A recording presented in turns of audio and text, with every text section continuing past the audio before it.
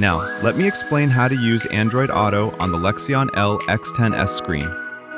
To use wireless Android Auto, first, go to Settings and enter the S-Link settings. In the S-Link Type menu, set the option to Android Auto. The default setting is CarPlay, so please make sure to change it. After changing the S-Link type, go back to the main menu and enter S-Link. You will now see the Android Auto icon.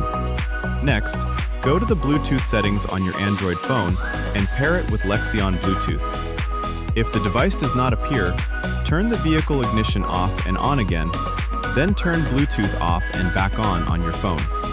After that, the device should be detected.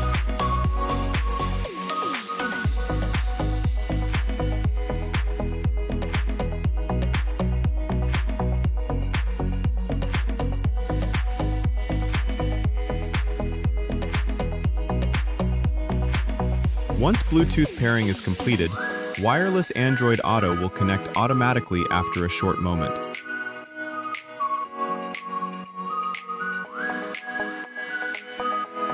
You can use Google Maps, Waze, and all supported apps.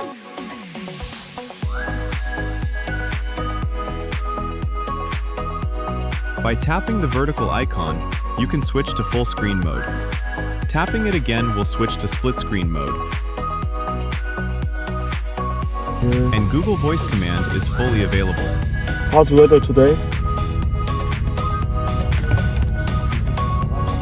Now, for audio output, please switch to the OEM system menu. Press and hold the menu button on the controller for about 2 seconds to change the screen, or tap the Lexus icon in the menu.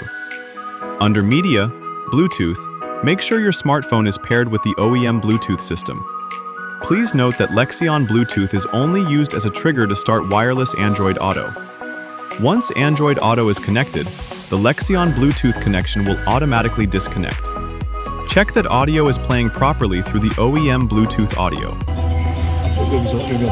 Volume control and track skipping using the steering wheel buttons will work as expected.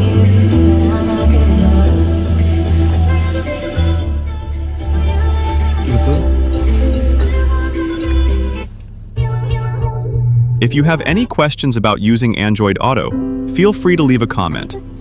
Thank you for watching.